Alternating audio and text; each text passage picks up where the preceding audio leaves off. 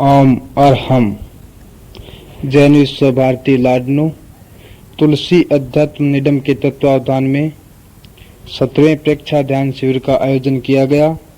आचार्य श्री तुलसी के सानिध्य में प्रवचन सुनिए। युवाचार्य महाप्रज्ञ जी द्वारा प्रदत्त विषय शारीरिक अनुशासन के सूत्र। दिनांक 8 सितंबर 1980।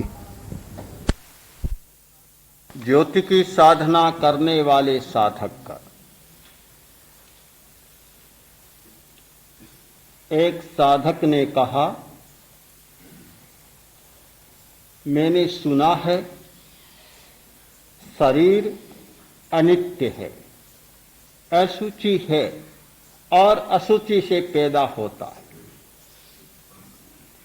एक बार नहीं, अनेक बार सुना। साधना के लिए आया, मुझे बताया गया कि शरीर को देखें। बार बार कहा गया शरीर को देखें, शरीर को देखें। जो अशुचि है, अनित्य है, नश्वर है, मिट जाने वाला है, गंदा है, हाड़ मांस लोही का पुतला है, उसको देखने का क्या अर्थ होगा?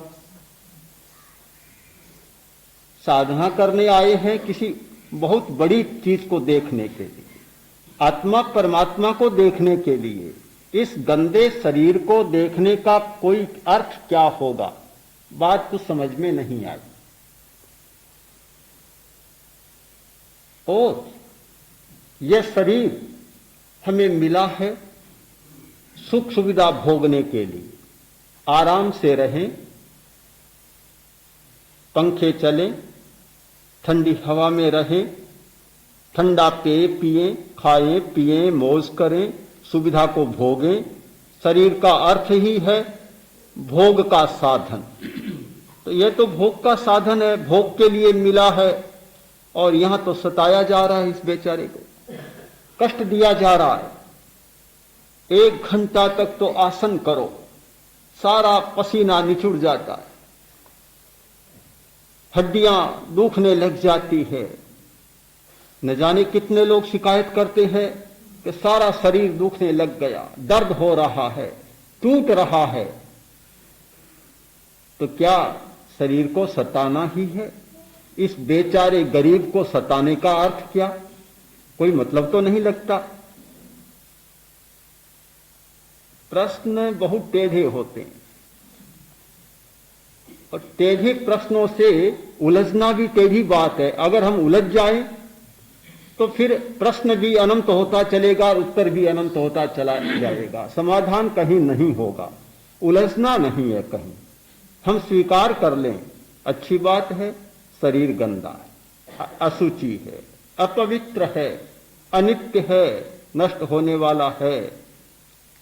इस बात को स्वीकार करता और शरीर को सताया जा रहा है, इस बात को भी एक अर्थ में स्वीकार कर लेता।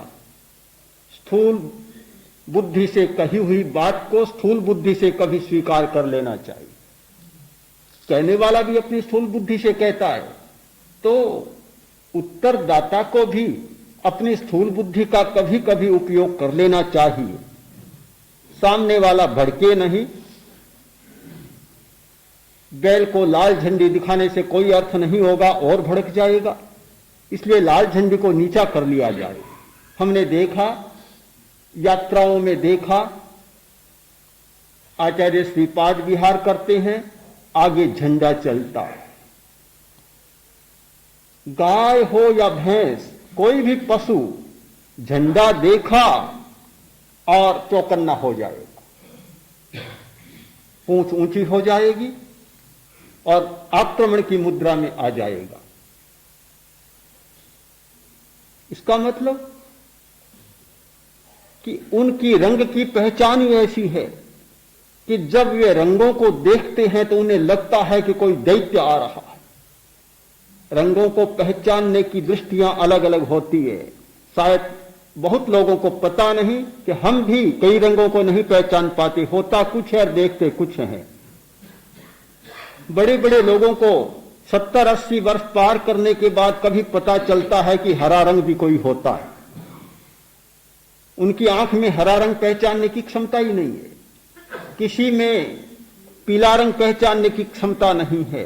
अलग अलग आंख की भी क्षमताएं होती है, पहचाना नहीं जाता। तो जब पशु भड़कता है तो फिर उसको लाल झंडी दिखाने से मतलब क्या, कोई अर्थ नहीं होता।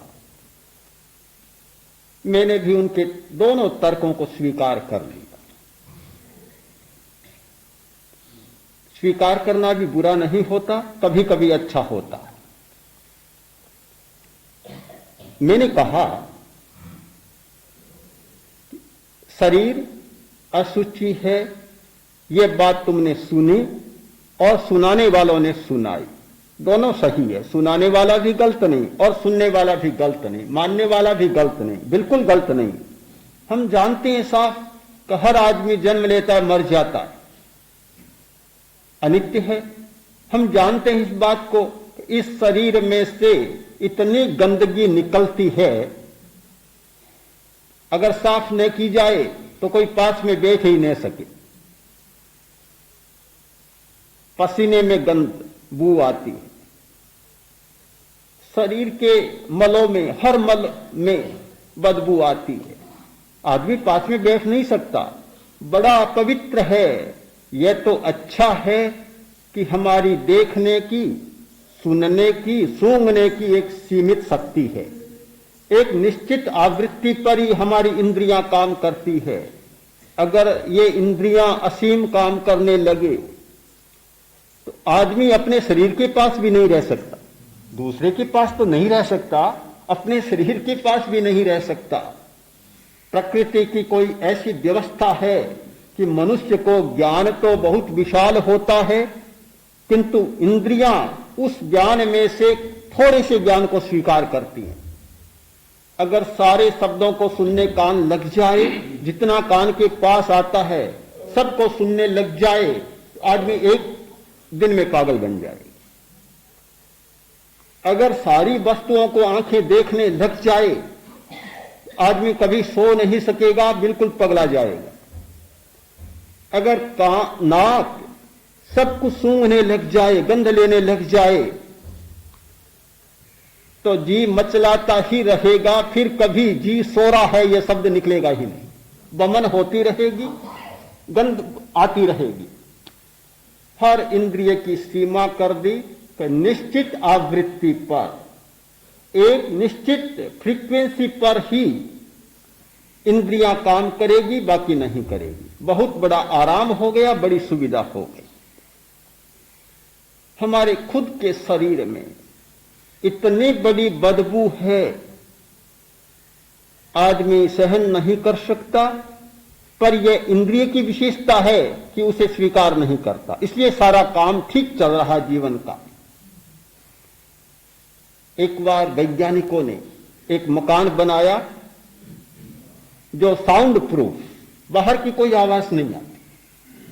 मकान बना लिया, अब भीतर बैठे प्रयोग के लिए कुछ आदमी बैठे तो खटखट मशीनें चलने लगी। बड़ी आश्चर्य में, कहां त्रुटि रह गई, आवाज कहां से आ रही है? बाहर से आने का कोई साधन नहीं, बिल्कुल शब्द निरोधक मकान बनाया गया, गलती हो नहीं सकती। आवाज कहां से आ रही है? फिर पता चला कि यह तो भीतर की आवाज है। रक्त चल रहा है, धमनियां चल रही हैं, हृदय चल रहा है, नाड़ी संस्थान का फंक्शन हो रहा है। ये तो भीतर की मशीनों की खटखटाहट है। जब बाहर की खटखटाहट होती है तो भीतर की खटखटाहट का पता नहीं चलता। जब बाहर की आवाज बंद होती है तब पता चलता है कि भीतर में कितनी मशीनें चल रही है और कितनी भयंकर आवाजें हो रही, कितने स्पंदन है। हाँ, कितने स्पंदन हैं। जब ध्यान की गहराई में जाते हैं तब पता चलता है कि भीतर में कैसे स्पंदन हो रहे हैं, पहले पता ही नहीं चलता। हमारे शरीर की ऐसी व्यवस्था है, इसलिए सारा जीवन का काम ठीक चल रहा है। मैं मानता हूं कि शरीर अपवित्र और अशुचि है। और इस बात को भी मानता हूं कि शरीर को कष्ट भी होता है। जो लोग 7 बजे उठने वाले वे 4 बजे उठते। एक भाई ने बताया कि और कोई लाभ हुआ या नहीं हुआ वह तो बाद में बताऊंगा, पहला लाभ तो यह हुआ कि 7 बजे उठने वाला था, 4 बजे उठता हूं, 3 घंटा अधिक जागता हूं, यह लाभ तो साफ साफ है। 4 बजे उठना, फिर ध्यान करना, घंटा तक बैठना। आज ही एक बहन ने कहा कि 4 बार ध्यान बहुत होता है पहले शिविर में नया नया साधक आता है, 4 बार ध्यान तो बहुत ज्यादा होता है, कुछ कम हो तो निका न हो तो और अच्छा है, फिर क्या जरूरत है, सबसे अच्छा न हो तो। जो जितना होने का होता है उतना होता है, तभी बात बनती है, और उतना नहीं किया जाता तो फिर तो न करना ही अच्छा है। आसन किए जाते, शरीर दुखने लगता है, 1 घंटा एक आसन में बैठना,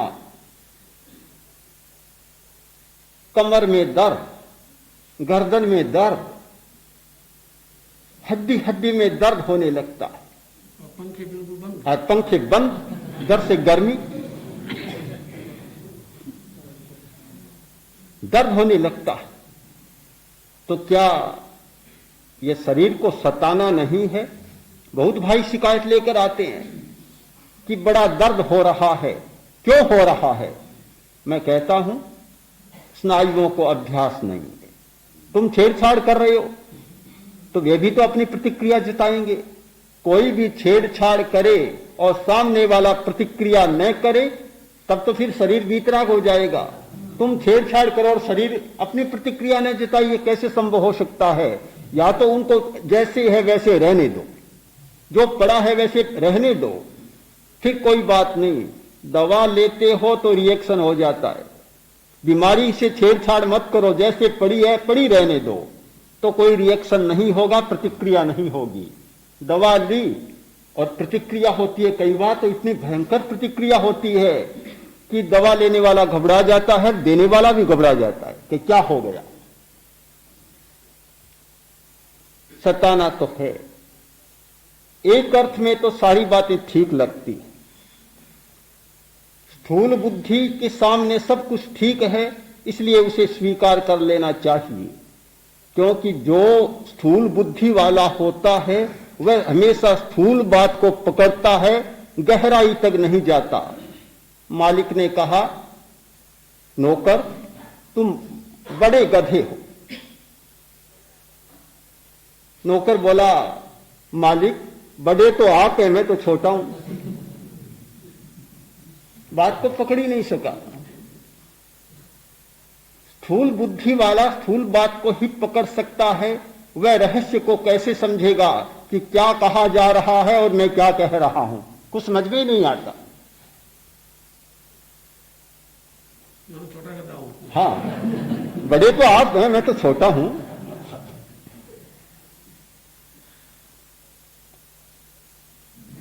हमेशा ऐसी ही स्थिति बनती है कि हम बड़ी बात को, सामने जो दिखती है उस बात को पकड़ लेते हैं, गहराई तक नहीं जाते। मैंने कहा, मित्र जरा गहराई में बैठो, प्रवेश करो। हम कहते हैं सताया जा रहा है, भाषा को बदलो, अर्थ को समझो, भाषा बदल जाए। यह सताया नहीं जा रहा है किंतु साधा जा रहा है। काया को सताना एक बात होती है और काया को साधना दूसरी बात होती है। यह सताया नहीं जा रहा है, शुद्धि की जा रही है, काय शुद्धि, शरीर की शुद्धि की जा रही है।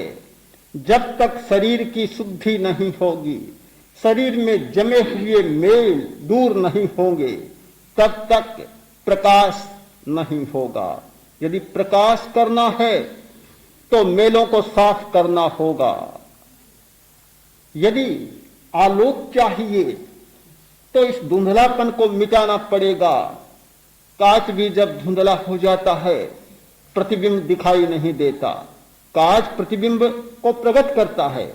सामने कोई आदमी खड़ा हो तो मुंह दिख सकता है, पर कांच अंधा हो गया, क्या मुंह दिखेगा? क्या कांच अंधा हो गया, लालटेन का प्रकाश बाहर आएगा? नहीं आएगा। कांच को साफ करने की जरूरत है, मलना पड़ता है। कांच को साफ करते हैं, लालटेन की कांच को, तो मलना पड़ता है। या दर्पण को साफ करते हैं तो भी सफाई करनी पड़ती है। सफाई में कष्ट होता होगा, किंतु सफाई का उद्देश्य कष्ट देना नहीं होता। कष्ट देना एक अलग बात है और कष्ट होना दूसरी बात है। जब काया को साधना है, कष्ट हो सकता है, पर हमारा उद्देश्य नहीं है कष्ट देना। और कष्ट देना हो ही कैसे सकता है? साधना का, धर्म का एकमात्र उद्देश्य है सारे दुखों को समाप्त करना। सब दुख विमोक्षणम, सब दुखों से छुटकारा पाना। तो दुखों से छुटकारा पाने वाला व्यक्ति क्या दुख देना शुरू करेगा? कभी नहीं हो सकता। दुख से दुख ही मिलेगा, दुख से सुख नहीं मिल सकता। जिसका लक्ष्य है दुख पाना और जो दुख पाने के लक्ष्य से अपने आप को दुखी बनाता है, वह सदा दुखी बना ही रहेगा। भगवान महावीर का एक वचन है, दुखी दुखम आवत्तई। दुखी दुख को प्राप्त होता है, सुखी कभी दुख को प्राप्त नहीं होता। हम इस बात को और गहरे में उतर कर समझें।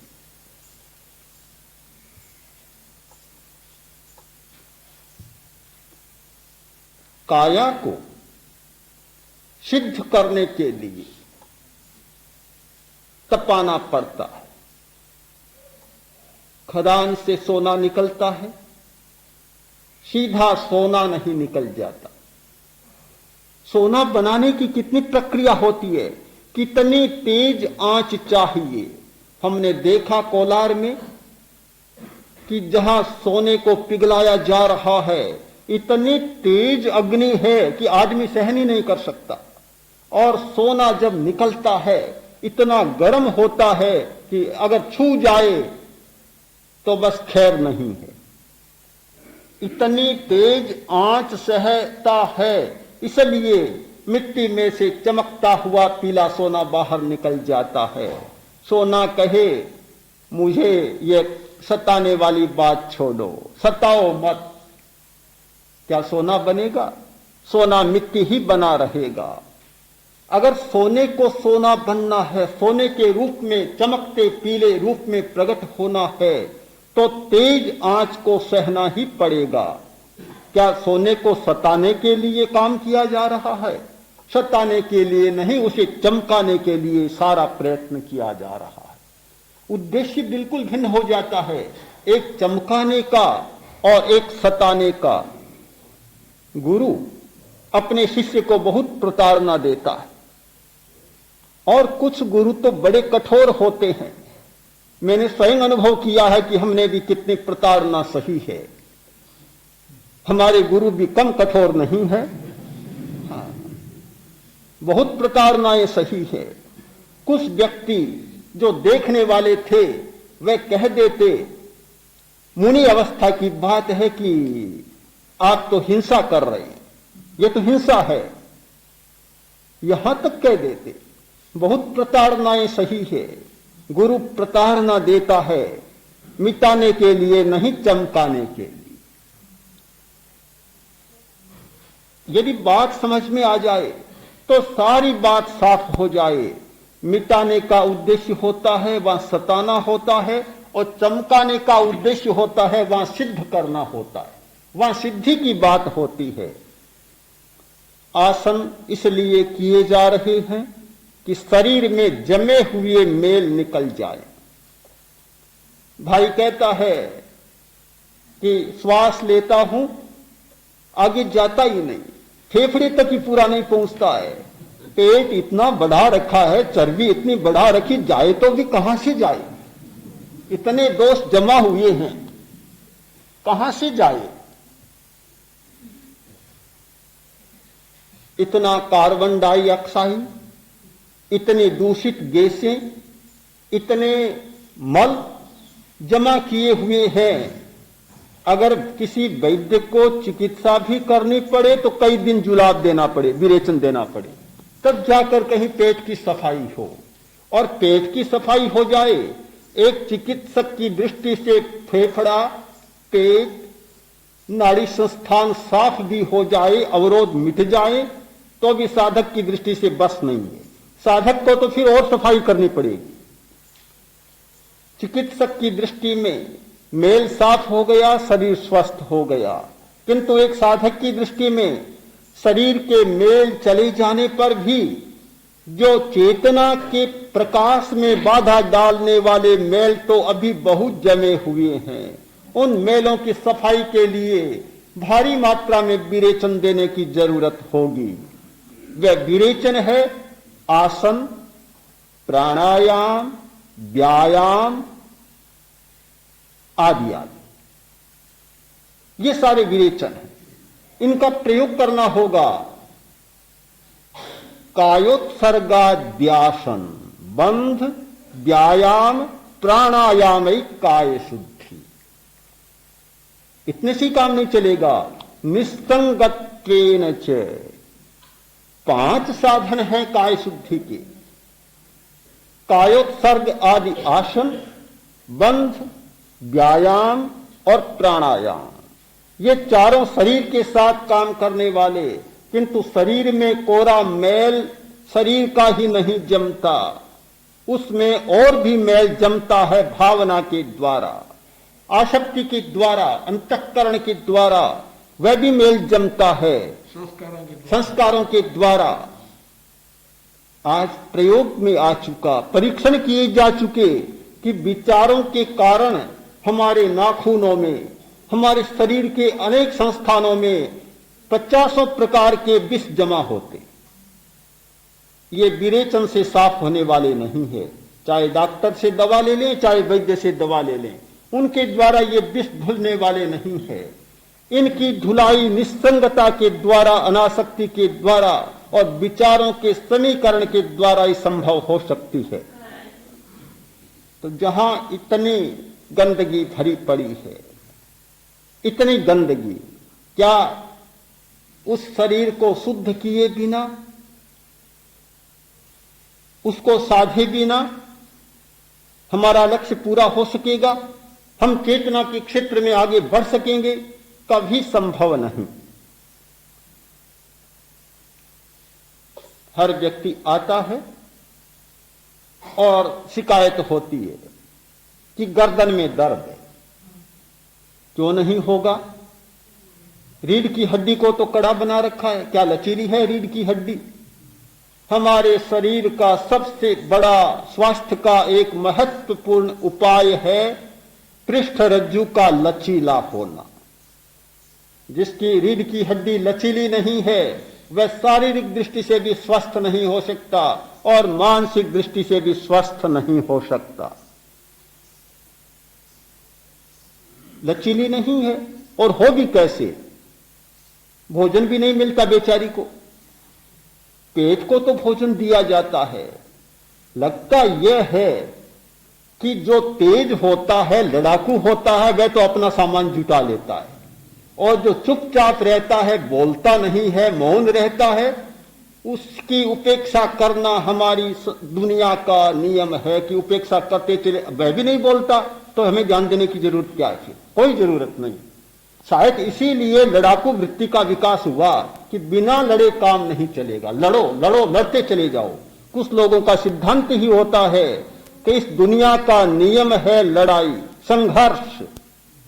इसीलिए सामाजिक चेतना के क्षेत्र में काम करने वाले लोगों ने कहा कि यह लड़ाई हमारे जीवन का नियम है। चाहे डार्विन ने कहा, चाहे दूसरे समाज शास्त्रियों ने कहा, विकासवादियों ने कहा, चाहे ट्रुथ संचारवादियों ने कहा, मुझे लगता है कि उन्होंने सचमुच एक नाड़ी पर हाथ रखा कि कि भी दुनिया की प्रकृति यह है कि बिना लड़े काम नहीं होगा। और कहावत भी चल पड़ी कि बिना रोए मां भी स्तनपान नहीं कराती। बच्चा रोता है तब ध्यान देती है, कोई बच्चा शांत हो तो पड़ा ही रहे, मां ध्यान भी नहीं देगी। तो शायद लड़ने की बात अनिवार्य हो गई। पेड़ तो लड़ाई करता है, बहुत लड़ाकू है, आंतें बड़ी लड़ाकू है, पाचन संस्थान बड़े लड़ाकू है। जब नहीं मिलता समय पर तो फिर ऐसा चमत्कार होता है कि एक उपवास में रात को तारे दिखने लग जाते हैं। हाँ, दिन को भी दिखने लग जाते हैं।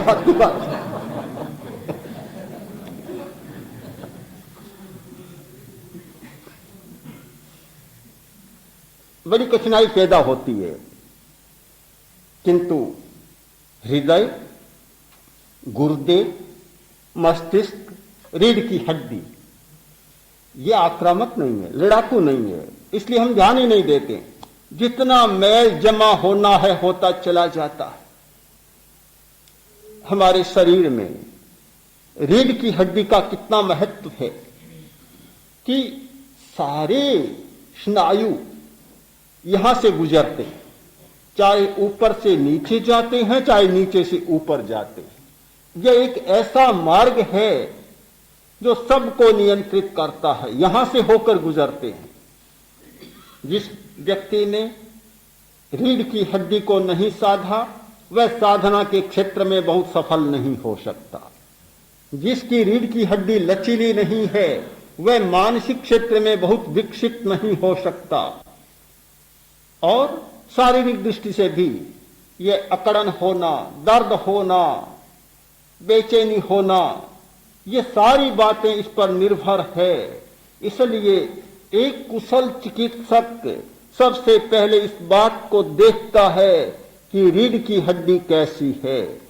आज एक चिकित्सा की पद्धति चली है ओस्टियोपैथी, उसमें तो सारा इस पर ही निर्भर है कि रीढ़ की हड्डी के आधार पर सारे शरीर की चिकित्सा की जाती है। देखा जाता है कि रीढ़ की हड्डी में कहां खराबी हुई है। कोई बीमारी होगी वे सबसे पहले रीढ़ की हड्डी का निदान करें। क्या कभी उसे लचीला बनाने का प्रयत्न किया? क्या कभी उसे आहार पानी, भात पानी का लाभ दिया? कभी उसे भोजन दिया? कभी नहीं दिया। जब तक रीढ़ की हड्डी को लचीला बनाने का आसन नहीं होगा तब तक उसे भात पानी नहीं मिलेगा। उसे रक्त चाहिए, उसे मालिश चाहिए। वह रक्त पहुंचता है आसन के द्वारा, उसकी मालिश होती है आसन के द्वारा। हलासन करते हैं, अर्ध मत्स्येंद्रासन करते हैं, और भी अनेक प्रकार की आसन हैं जिनके द्वारा रीढ़ की हड्डी को पूरा खून मिल जाता है, भोजन मिल जाता है और उसकी बहुत अच्छी मालिश हो जाती है, बड़ी ताकत आ जाती है, लचीली बन जाती है। और वह लचीली बनती है तो मन भी लचीला और शरीर भी लचीला, सब कुछ ठीक हो जाता है। कभी सोचा ही नहीं। अब जब आते हैं तो शिकायत करते हैं कि दर्द बहुत हो गया, गर्दन में बहुत दर्द, कमर में बहुत दर्द।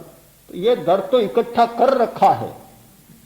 ये तो प्रज्ञा प्रदीप तो शिकायतों का घर है, प्रकट होने का घर है। तो यहां आकर तो सारा प्रकट होता है। आपने भंडार तो भर रखा है पर यहां आते हैं तब प्रकट हो जाता है। सन्यासी के पास एक भाई आया, कोई दूसरा अच्छा जानकार था, अनुभवी सन्यासी था। उसने कहा, तुमने मेरी बहुत स्वागत की, बड़ा सत्कार किया, मैं बहुत प्रसन्न हूं। लो ये तेल देता हूं, तेल शरीर के चुपर लेना, तुम्हारा शरीर सिद्ध हो जाएगा, काय सिद्धि हो जाएगी। सन्यासी चला गया, शरीर के तेल चुपड़ा। बड़ा अजीब हुआ कि भक्त आते हैं, देखते ही दूर से भाग जाते, आते हैं देखते ही दूर से भाग जाते। एक दिन हुआ, 2 दिन बीते, 3 दिन बीते। उसने सोचा ये क्या हो गया। इतने दिन तो सैकड़ों भक्त मेरे पास आते बैठते, मेरा उपदेश सुनते, आज तो आते हैं और मुझे देखते ही दूर से ही भाग जाते हैं। हो क्या गया समझ नहीं पाया। गुरु के पास गया, बोला कि गुरुदेव ये क्या हो गया। कठिनाई आती है तो गुरु के पास जाना पड़ता है। क्या हो गया, समस्या हो गई, लोग आते हैं दूर से ही भाग जाते हैं, कोई पास ही नहीं फटकता, बात क्या है। गुरु ने कहा तूने क्या किया। इन दिनों में कुछ किया कि मैंने तेल लगाया। गुरु ने सूंघा, सूंघकर कहा रही है तो सुदर्शन तेल है। सुदर्शन तेल कहां से मिला। एक कोई सन्यासी आया, देख गया। क्यों लगाया भले आदमी, मुझे क्या पता। अरे तुम नहीं जानते, यह सुदर्शन तेल है। शरीर की चुपड़ते हैं तो शरीर ही पारदर्शी हो जाता है, मन का प्रतिबिंब सारे उसमें निखर आते। तो तुम्हारा मन तो मैला था, गंदा था, अभी तू पहुंचा नहीं। इतने दिन तो ढका ढकाया काम चलता था। भक्त आते देखते महाराज बहुत बैरागी हैं, बड़े साधक हैं, नमस्कार कर चले जाते। तूने सुदर्शन तेल लगाया और तेरा सारा अंतःकरण तो शरीर में प्रतिबिंबित हो गया। भक्त आता और देखता है, घबरा जाता, अरे ये क्या, ये तो इतना गंदा, इससे तो हम भी अच्छे हैं, भाग जाते हैं दूर से। जल्दी स्नान करो, इसे साफ करो। अरे भाई अब तुम्हारे लिए तो तिल्ली का तेल ही अच्छा है, सुदर्शन तेल की तुम बात छोड़ दो।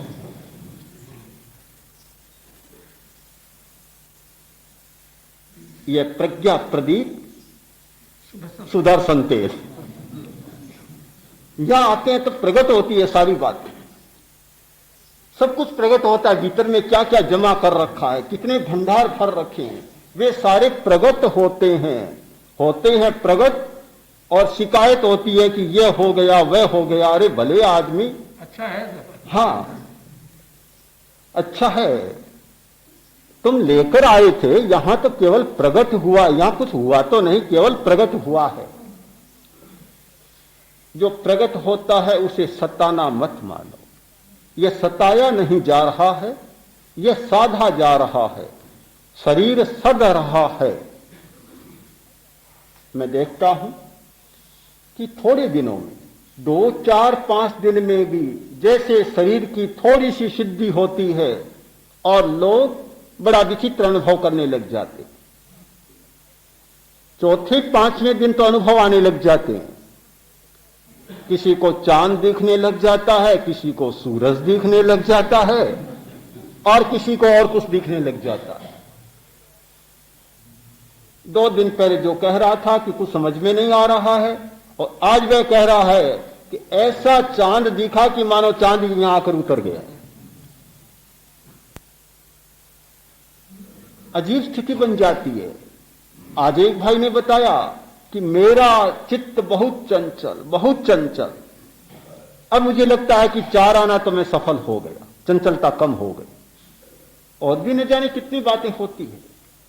यह काया को सताया नहीं जा रहा है, किंतु काया को साधा जा रहा है। अब साधने में कष्ट भी हो सकता है। क्या दवा लेते हैं कष्ट नहीं होता? कुछ दवाइयां तो ऐसी होती है कि लेने वाला ही जानता, भगवान ही बचाए। बहुत सताती है, बड़ी परेशानी होती है। इंजेक्शन लगाया, इंजेक्शन तो लग गया आधा मिनट में और दर्द 5 दिन भी नहीं मिटता। फिर शेक करो, दर्द होता है, बुखार हो जाती है, पक जाता है तो और मुसीबत हो जाती है। क्या इंजेक्शन सताता नहीं है? सताता है। तो क्या इंजेक्शन लेने वाला सताने के लिए लेता है? सताने के लिए तो नहीं लेता, बीमारी को मिटाने के लिए लेता है। किंतु चिकित्सा में भी कष्ट होता है। ये ऑपरेशन कराने वाले क्या कष्ट नहीं पाते? एनेस्थेसिया का प्रयोग क्यों होता है? ये जितने मूर्छा लाने वाली दवाइयां हैं, ऑपरेशन के समय उनका प्रयोग क्यों होता है? इसलिए होता है कि ऑपरेशन में इतना कष्ट होता है कि आदमी सहन ही नहीं कर पाता। तो क्या ये डॉक्टर ऑपरेशन किसी को सताने के लिए करते हैं? बिल्कुल नहीं, बिल्कुल नहीं। किंतु बीमारी को मिटाने के लिए करते हैं। किंतु बीमारी को मिटाने की बात होती है, वहां कष्ट की बात भी प्रसंगवश आ जाती हो सकती है। मैं भी स्वीकार करता हूं उस भाई की तर्क को कि शरीर को सताने की बात आ सकती है, किंतु सताने के लिए नहीं सताया जा रहा है, कष्ट को मिटाने के लिए, साधने के लिए किया जा रहा है। कष्ट भी हो सकता है और सताने जैसी भाषा भी बन सकती है। आसन का प्रयोग, प्राणायाम का प्रयोग, बंध के प्रयोग, ये सारे चलते हैं। इनसे भी ज्यादा महत्वपूर्ण है निस्संगता का प्रयोग। शरीर एक भानुमति का पिटारा, एक शरीर को समझने के लिए पूरा जीवन खप जाए तो भी आदमी नहीं समझ पाएगा। आपको चमड़ी दिखाई देती है, कोरा रंग और रूप दिखाई देता है, बस इतनी बात है। किंतु चमड़ी की रचना को देखें, अगर चमड़ी की रचना को कल्पना नहीं कर सकते, एक चमड़ी में इतना तंत्र बड़ा है और इतने या अवयव हैं, उतनी आबादी समूचे हिंदुस्तान की नहीं। एक वर्ग सेंटीमीटर चमड़ी में 2 लाख कोशिकाएं, और हमारी चमड़ी में 2 लाख तो पसीना निकालने वाली ग्रंथियां, श्वेत ग्रंथियां। और पूरा विवरण आप पढ़ें शरीर शास्त्र का तो आपको लगेगा कि ये चमड़ी क्या है, ये तो हिंदुस्तान के सारे कारखानों का दादा है, कोरी चमड़ी। और भीतर की बात छोड़ दे सारी। इतना बड़ा रहस्य हमारे शरीर का है, तो शरीर की बहुत लंबी चर्चा न करूं तो भी एक बात पर ध्यान देना होगा कि काया को साधने के लिए निस्संगता भी बहुत जरूरी है। आसक्ति के द्वारा शरीर बहुत गंदा बनता है। जब जब हमारे चित्त में मूर्छा के भाव जागते हैं, आसक्ति जागती है, शरीर का कण कण मल से भरता चला जाता है, बड़ी दयनीय स्थिति हमारी बन जाती है। पता नहीं चलता, हम समझ नहीं पाते। काया को शुद्ध करने के लिए, काया की सिद्धि के लिए अनासक्ति का प्रयोग भी बहुत जरूरी है। यह समूचा शरीर प्रेक्षा का प्रयोग, कायोत्सर्ग का प्रयोग, यह निस्संगता का प्रयोग है, चेतना के प्रति जागने का प्रयोग है। ध्यान का मतलब शून्यता नहीं है। ध्यान का अर्थ होता है चेतना के प्रति जागना और फिर उसका साक्षात्कार करना। हमारे ध्यान के 2 अंग हैं, एक जागरण और एक साक्षात्कार। पहले जागना होता है और फिर अभ्यास बढ़ते बढ़ते, परिपक्वता आते आते साक्षात्कार की स्थिति में चले जाते हैं। रंग का साक्षात्कार, अक्षर का साक्षात्कार, फिर अपने शरीर का साक्षात्कार, शरीर के अवयवों का साक्षात्कार, और होते होते एक दिन आता है कि जब चेतना का साक्षात्कार। इस अर्थ में मैं देखता हूं कि शरीर गंदा बनता है। भाई का तर्क गलत नहीं है, शरीर गंदा है, वह बाहर के पदार्थों से भी गंदा है और आसक्ति के द्वारा जमने वाले मैलों से भी गंदा बनता है। उस गंदगी को साफ करने के लिए हमारे पास ध्यान एक बहुत बड़ा साधन है। हम एक भाषा में नहीं बोल सकते कि शरीर गंदा है या शरीर शुद्ध है। शरीर गंदा है ये बात भी सच है और शरीर शुद्ध है ये बात भी सच है। अगर कोरा शरीर गंदा हो तो प्रेक्षा ध्यान में शरीर को देखें, यह निर्देशन कभी नहीं दिया जा सकता। और यदि शरीर गंदा न हो तो शरीर को साफ करने की बात भी नहीं आ सकती। दोनों बातें सापेक्ष हैं। साधक जा रहा था, साथ में 10-20 चेले थे। प्यास लग गई, कहा भाई पानी लाओ, प्यास बहुत लगी है। पास में नदी बह रही थी, थोड़ा पानी था। गया, पानी लाया, पानी गंदा। अरे क्या गंदा पानी उठा लाए, पानी तो गंदा है। और तो रास्ता बड़ा उबड़ खाबड़ है, सीधा रास्ते से लाया हूं, और तो जाने में बहुत टेढ़ा मेढ़ा रास्ता है। दूसरी बार लाया तो भी गंदा, साफ नहीं मिला। तो बोला कि जरा ठहरे, 5 मिनट के बाद लाता हूं। 5 मिनट के बाद लाया तो पानी बिल्कुल साफ स्वच्छ। गुरु ने कहा, अरे पहले इतना गंदा पानी और अब इतना साफ, ये क्या हुआ?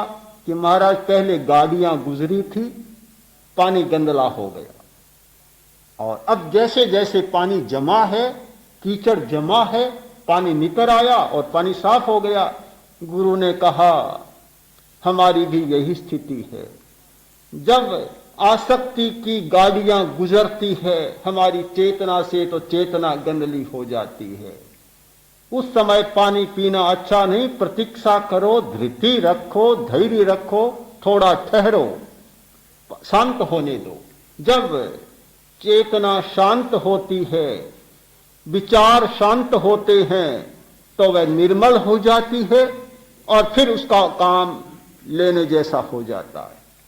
हमारी आसक्तियां हमारी चेतना को गंदा बनाते हैं, और जब वह आसक्ति की गाड़ियां गुजर जाती हैं, दूर चली जाती हैं, तो चेतना अपने आप निर्मल बन जाती है। न केवल चेतना निर्मल बनती है, किंतु साथ साथ में शरीर भी निर्मल हो जाता है। दोनों दृष्टिकोण है, एक सताना और एक काया को साधना, एक शरीर का गंदा होना और एक शरीर का निर्मल होना। यदि हमारी देखने की दृष्टि बदल जाए, चश्मा बदल जाए, तो फिर हम गंदे शरीर को छोड़कर और पवित्र चेतना की दिशा में प्रस्थान कर रहे हैं।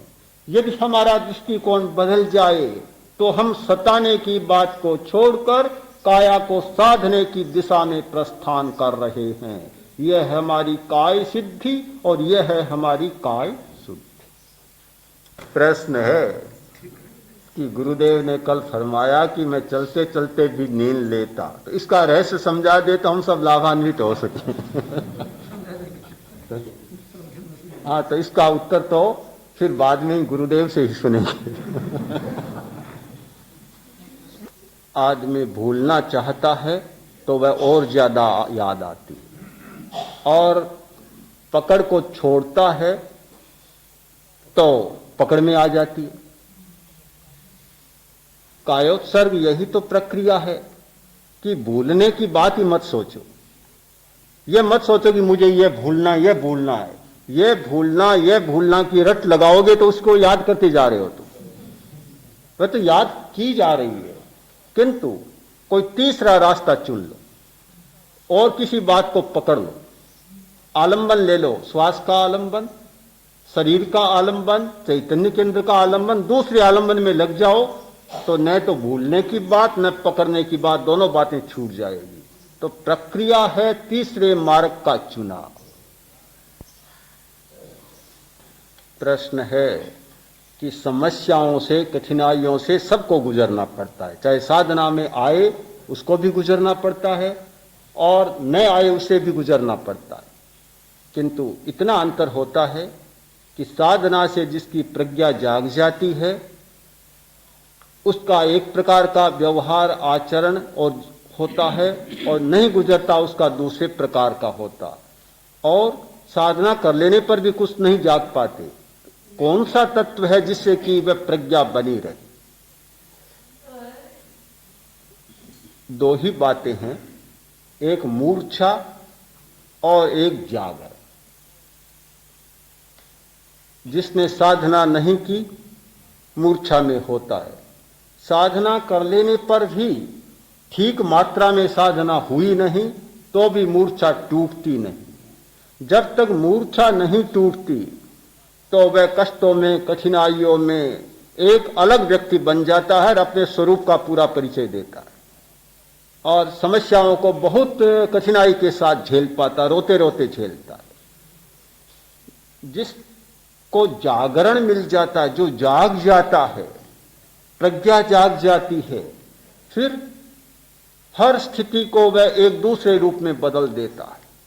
तो सबसे बड़ा हमारा सहारा है जागरण।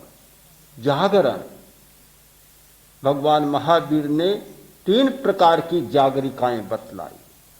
सुदक्षु जागरिया, अबुद्ध जागरिया, बुद्ध जागरिया। सम्यक दृष्टि भी एक जागरण है। सम्यक दृष्टि का मतलब है जागरण, वह भी एक बड़ी साधना है। वहां से सारी साधनाएं शुरू होती है। जिससे सुदक्षु यानी दृष्टा भाव प्राप्त नहीं होता, वह कष्टों को पार नहीं पा सकता। सबसे पहले दृष्टा भाव जागे। सम्यक दृष्टि का मतलब दृष्टा भाव, और उससे अगला विकास है अबुद्ध जागरिका। दृष्टा भाव विकसित हो गया, अप्रमाद की स्थिति आ गई, अबुद्ध की स्थिति आ गई, और उससे आगे तो फिर बुद्ध की बीतराग की जागरिका।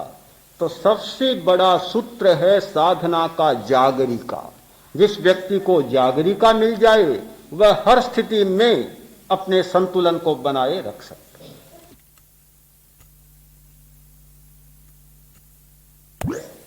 कि दुख पाने का रास्ता सुख की ओर नहीं ले जा सकता, और अपने कुछ साधु शरीर को कष्ट देने का प्रयत्न करते हैं। यह कैसे, क्या संगति है इन दोनों में? मुझे लगता है कि एक भी साधु शरीर को कष्ट देने का प्रयत्न नहीं करता, और जो शरीर को कष्ट देने का प्रयत्न करता है वह साधु भी नहीं हो सकता, हो ही नहीं सकता। वह तो अज्ञानी बाल होगा, अज्ञानी होगा। इस पर सबसे ज्यादा किसी ने प्रहार किया इस अज्ञान पर कि शरीर को सताना है, तो शायद साधना के क्षेत्र में भगवान महावीर पहले व्यक्ति जिन्होंने कसकर इसका विरोध किया कि शरीर को बिल्कुल कष्ट नहीं देना है, सताना नहीं है। शरीर को सताने का प्रयत्न यह बाल तपस्या है, अज्ञान तपस्या है। प्रश्न वही होगा कि कष्ट सूर्य की आतापना लेते हैं, उपवास करते हैं। मुझे फिर दोहराने की जरूरत नहीं, बहुत लंबी चर्चा हो चुकी कि यह सारा मलों को साफ करने के लिए किया जा रहा है, बीमारी को मिटाने के लिए किया जा रहा है, कष्ट देने के लिए कुछ भी नहीं किया जा रहा है। अब आचार्य का आशीर्वचन। ज्ञान पीयूष के पिपासु साधक साधिकाओं,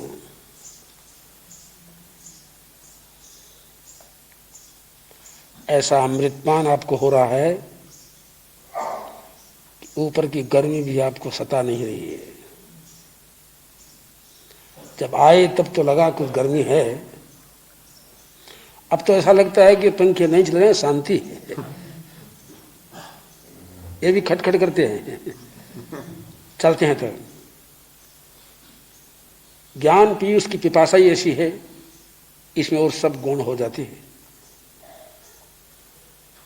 आज शरीर शुद्धि, शरीर शोधन का दर्शन दिया गया। शरीर शोधन करने में तो लोग कमी रखते नहीं हैं, मल मल के नहाते हैं, कितने पदार्थों का उपयोग करते हैं, और न जाने कितने मालिश क्या क्या करते हैं। मन में समझते हैं कि शरीर बिल्कुल पवित्र हो गया, कहीं अपवित्रता, कहीं अशुद्धि रही नहीं है। और जैन मुनियों के लिए तो शरीर शुद्धि का मार्ग उल्टा रुक गया। नहाना बंद, अशिनान मही ठगा, जाग जीव बयंग घोरम अशिनान मही ठगा। जीवन भर ये व्रत स्वीकार करो, हम स्नान नहीं करेंगे। फिर उसी मंच पर शरीर शुद्धि की बात की जा रही है। लोगों ने भंग किया। अगर जैन मुनियों के दंत कैसे होते हैं परीक्षण करना हो तो चूअन्नी चिपा दो, दांतों पर चिप जाएगी, चिपक जाएगी। इतने गंदे दांत रहते हैं उनके। पाठ्यक्रम की पुस्तकों में लिख दिया, गंदगी का कहीं सबूत लेना हो तो जैन मुनियों के दांतों से लो। तरस आता है।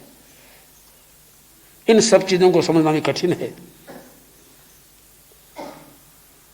किंतु अब ये साधना के जो क्रम चल रहे हैं, इसमें शोधन की इतनी लंबी प्रक्रिया बताई जा रही है, वे सारे अज्ञान, विरोधाभास स्वयं समाप्त और समाहित हो रहे हैं। किसने कहा दांतों को गंदा रखना चाहिए? हमें तो नहीं भाता ये, बल्कि दांतों की शुद्धि तो करनी ही पड़ती है। दंतों में एक अन्न खंड भी रह जाए तो साधु को प्रायश्चित करना पड़ता है रात को। कैसे शुद्ध रखेंगे? अपने आप शोधन होगा। शरीर पर कहीं भी ऊपर अशुचि या गंदगी, गंदा पदार्थ लग गया हो तो उसको स्वच्छ किए बिना शास्त्रों का स्वाध्याय भी नहीं करना। कहां गंदगी की बात आती है? किंतु शरीर शोधन के तरीके क्या है, ये प्रेक्षा ध्यान में, प्रेक्षा प्रयोग में बतलाए जाते हैं। कष्टों की बात जो आई तो इसमें केवल लोगों का अज्ञान ही नहीं है, कुछ ऐसे क्रम भी चले हैं, ऐसे वाक्य भी आ गए हैं जिन वाक्यों को लेकर लोग अगर भ्रांत हो तो कोई बड़ी बात नहीं है।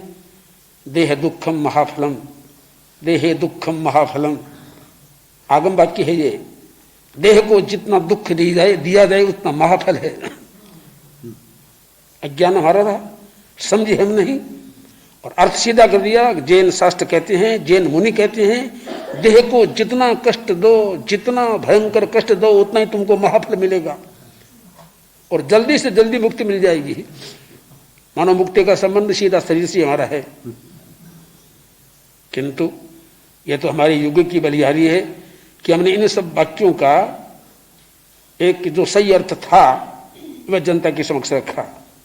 देहे दुखम महाफलम, देह में जो दुख होता है, कष्ट आते हैं, उनको सहन करना महान फल है, न कि दुख देना महान फल है।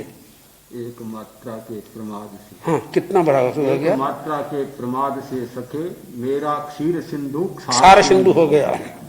देह में देह दुखम और देहे दुखम एक मात्रा में कितना काम बढ़ गया। तो देहे दुखम, शरीर में जो दुख आते हैं उनको सहन करना महान फल है, ये क्रम है। अब रही ये बात कि कष्ट अभिव्यक्त होते हैं, कष्ट अभिव्यक्त नहीं होते हैं। शोधन की सूचना मिल रही है कि शोधन हो रहा है, संशोधन हो रहा है। प्राकृतिक चिकित्सक क्या कहते हैं? आपको ज्वर आ गई, वरदान है ये। ज्वर को ज्वर क्यों मानते हो? कोई व्रण हो गया तो प्रकृति का वरदान है कि कहीं मल संचित हुए, वो अभिव्यक्त हो गया, आपको पता चल गया कि यहाँ बीमारी है, आप उसका संशोधन कर लोगे। ज्वर को, व्रण को, किसी दर्द को आप तकलीफ मत मानो, प्रकृति का वरदान मानो। तो क्या हमारे साधक भी इसको वरदान नहीं मानेंगे कि दर्द अभिव्यक्त वाला वरदान है? हमको पता चल गया कि कहाँ मल संचित है, कहाँ दर्द हो रहा है। हाँ, ये तो बात हुई। तो कैंसर इसीलिए खराब है, पता नहीं चलता, भीतर ही भीतर चलता रहता है वो। इस दृष्टि से ये दर्द की अभिव्यक्ति भी कोई बुरी बात नहीं है, अच्छी बात है। कठिनाई तो डॉक्टरों के लिए है कि दर्द हुआ तो उसको भीतर ही भीतर दबाते चले जाओ, दबाते चले जाओ, दबाते चले जाओ, और फिर क्या होगा भगवान जाने। तो साधकों को इस विषय में शिकायत तो भले करें, लेकिन इस बात को याद रखें कि दर्द की अभिव्यक्ति ये बहुत शुभ सूचन है और आपका जो विकास उसका प्रारंभ हो गया है, आप प्रसन्नता अनुभव करें इस बात की। वास्तव में ये चीज है। और ये जो मैंने कहा, कल परसों कहा कि चलते नींद आती है, इसको भी कोई अशुभ चिन्ह नहीं मानता हूं मैं, शुभ चिन्ह ही ये है। बहुत पुरानी बात है। पूज्य गुरुदेव कालूगुणी जी थे और हम उनके साथ साथ आज के छोटे साधुओं के चलते थे। तो कालूगुणी की चाल थी 1 घंटा में 2 माइल, 1.5 माइल। हमारी चाल थी 1 घंटा में 5 माइल। हमको उनकी सेवा में, उपासना में रहना, तो उनके कदमों के पीछे कदम चलाना। और नाथद्वारा से गोगुंदा पहुंचना, सड़क थी नहीं, रास्ते में नदियां बहुत, नाले बहुत, वृक्ष बहुत, झरने बहुत, कोयलों की कुहकें बहुत, और हम जब धीमे धीमे कदम कदम चलते हैं तो रास्ते में उस सुहावनी मौसम के कारण नींद आ जाती है। दिक्कत नहीं, कालूगुणी एक कदम धरते उतना हम 5 कदम धर सकते थे, तो पैरों को कितना विश्राम मिलता हमको। धीमे धीमे कदम धरते नींद आती है, फिर कदम उड़ता फिर जग जाते हैं, फिर ऊँघ आती है, कभी ठोकर लगती है। ऐसा अनुभव होता है कि नींद आ रही है मुझे। नींद का मतलब ये नहीं कि हम सदा नींद लेते ही रहते,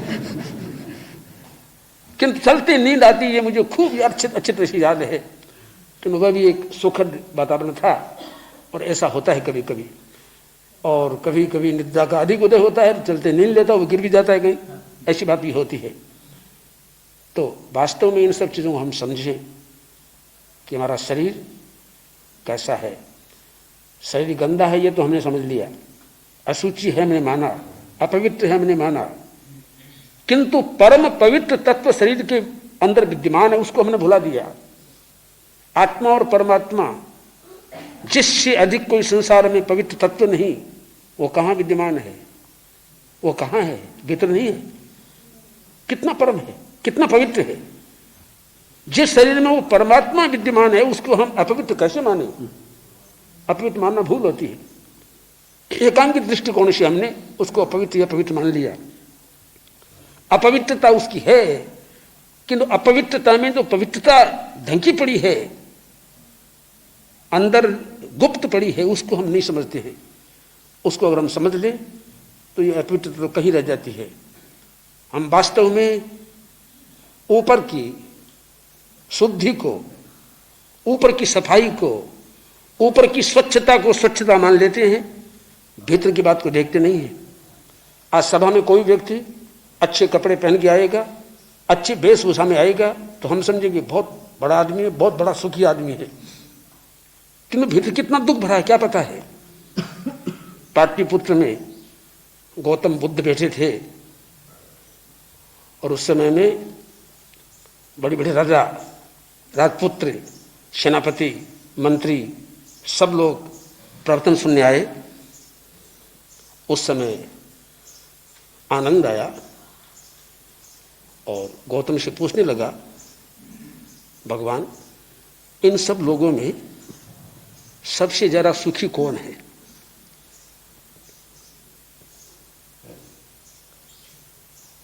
लोगों ने कहा तो कौन सुखी है? देखिए, राजाओं को छोड़ा, मंत्रियों को छोड़ा, अमात्यों को छोड़ा, और इव्य शेषों को छोड़ा, धन कुबेरों को छोड़ा, एक व्यक्ति फटे टूटे कपड़े बेहाल सा बैठा था।